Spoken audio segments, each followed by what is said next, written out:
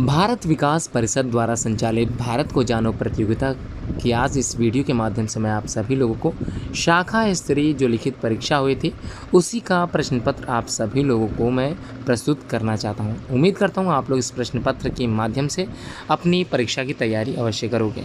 तो इस प्रश्न पत्र में आप लोग भारत के गौरवशाली इतिहास के बारे में जो प्रश्न बताए जा रहे हैं इनको ज़रूर कंठस्थ कर लो और अच्छे से तैयार कर लो। तो समय आप लोग जानते ही हैं, आप लोगों को 30 मिनट दिया जाता है और पूर्णांक 50 अंकों का यह प्रश्न पत्र होता है, जिसमें इस परीक्षा में कक्षा 9 से 12 तक के छात्र एवं छात्राएं ही भाग ले सकते हैं।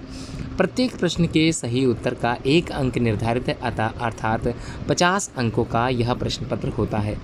प्रत्येक प्रश्न का उत्तर नियत स्थान पर ही लिखें, अर्थात आप लोगों को दूसरी शीट में आंसर लिखने के लिए पूछा जाता है। किसी प्रश्न को हल न करने पर उत्तर के स्थान पर आप लोगों को क्रॉस लगा देना होता है। ओवर राइटिंग होने पर उत्तर गलत मान लिया जाएगा। परीक्षा समाप्त होते ही प्रश्न पत्र का उत्तर भाग पर्यवेक्षक को देवें, अर्थात यह हुआ कि प्रश्न पत्र जो आपको मिलेगा उसमें आप लोगों को जो उत्तर वाला भाग होगा वो आप लोगों को पर्यवेक्षक को दे देना है और प्रश्न वाला भाग आप लोगों को स्वयं के पास रख लेना है। तो चलिए एक एक करके जो प्रश्न पूछे गए थे उसी को मैं आज बता देता हूं आप सभी को। पहला जो प्रश्न है, भारत के शासन प्रमुख का पदनाम क्या होता है? तो ध्यान समझिएगा, शासन प्रमुख के पदनाम का आप लोगों को नाम बताना है। कामदेव का वाहन कौन था? जैन धर्म में कितने तीर्थंकर माने गए हैं? आप लोग जरूर पढ़ के जाइए। प्रथम तीर्थंकर और अंतिम तीर्थंकर जैन धर्म के कौन थे?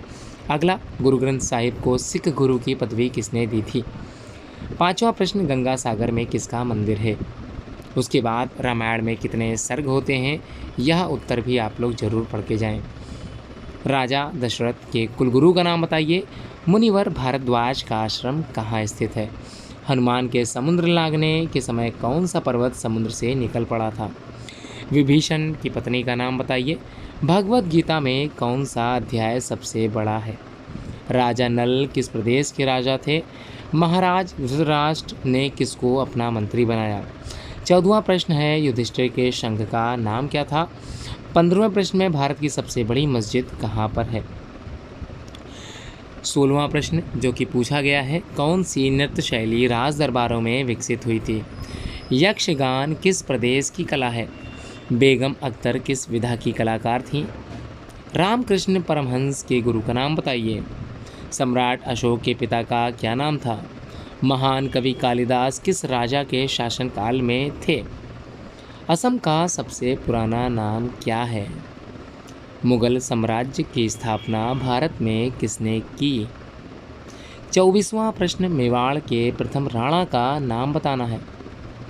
मीराबाई का राणा प्रताप से संबंध बताइए। और 26वें प्रश्न में आप सभी लोगों को भारत के प्रथम राष्ट्रपति का नाम जरूर पता होना चाहिए। भारत की प्रथम महिला मुख्यमंत्री कौन थी? हॉलीवुड से हिंदी में डब की गई प्रथम फिल्म का नाम बताएं। प्रथम न्यूक्लियर रिएक्टर का नाम क्या है? और प्रश्न संख्या 30 में किस शासक ने कश्मीर का भारत में विलय स्वीकार किया? 31वां प्रश्न, किस प्रदेश को पूर्व का प्रवेश द्वार कहा जाता है? 32वां प्रश्न, किस खनिज पदार्थ के भंडारों में भारत विश्व में सबसे आगे है? 33वां प्रश्न, भारत में सबसे ज़्यादा जूट मिलें किस प्रदेश में उपस्थित हैं? 34वां प्रश्न, भारत में सबसे कम वर्षा कहाँ होती है? 35वां जो प्रश्न यहाँ पूछा गया है, नेशनल फिजिकल लेबोरेटरी कहाँ पर पाया जाता है? किस शासक ने भारत में पहली बार रुपया के नाम से मुद्रा जारी की थी? भारत का केंद्रीय बैंक कौन सा है? उत्तर प्रदेश विधानसभा के वर्तमान स्पीकर का नाम बताइए। 39वां प्रश्न है, भारत के राज्यसभा के वर्तमान सभापति कौन थे? 40वां प्रश्न, कर्नाटक के वर्तमान मुख्यमंत्री का नाम बताएं। और 41वां प्रश्न है, ईस्टर्न पेरिफेरल एक्सप्रेस के वे का उद्घाटन प्रधानमंत्री द्वारा किस तारीख को किया गया था? प्रधानमंत्री जन धन योजना के अंतर्गत जनता को कौन सी सुविधा दी जाती है? और 43वां प्रश्न जो पूछा गया है, लखनऊ नगर में metro rail north south corridor के अंतर्गत कहां से कहां तक का प्रस्तावित किया गया है? उसके बाद एप्पल उपग्रह अंतरिक्ष में कब छोड़ा गया था? 45वां जो प्रश्न पूछा गया है, भारतीय जनता पार्टी के राष्ट्रीय अध्यक्ष का नाम बताइए। 46वां प्रश्न, गुरु पूर्णिमा किस हिंदी तिथि को मनाई जाती है। 47वां प्रश्न, जय जवान जय किसान का नारा किसने दिया था। 48वें प्रश्न में आप लोगों से पूछा गया है, सबसे बड़ी गुफा का नाम बताइए। 49वां प्रश्न, पांडु की माता का नाम। और सबसे अंतिम प्रश्न जो कि 50वां प्रश्न है, जिसमें आप सभी लोगों को स्वामी विवेकानंद के पिता का नाम पूछा गया है, जिसको आप लोगों को ज्ञात होना चाहिए। उम्मीद है आप लोगों ने प्रश्न पत्र अच्छे से समझ लिया होगा। तैयारी आप लोग ज़रूर अपनी जो है अच्छे तरीके से करिए, जिसमें आप लोग सभी प्रश्नों के उत्तर जो है अच्छी तरीके से दे पाएँ। समय का ध्यान दें, प्रश्न पत्र बहुत ही अधिक समय आप लोगों को नहीं दिया जाता है, इसको आप लोगों को समय से ख़त्म कर लेना होता है।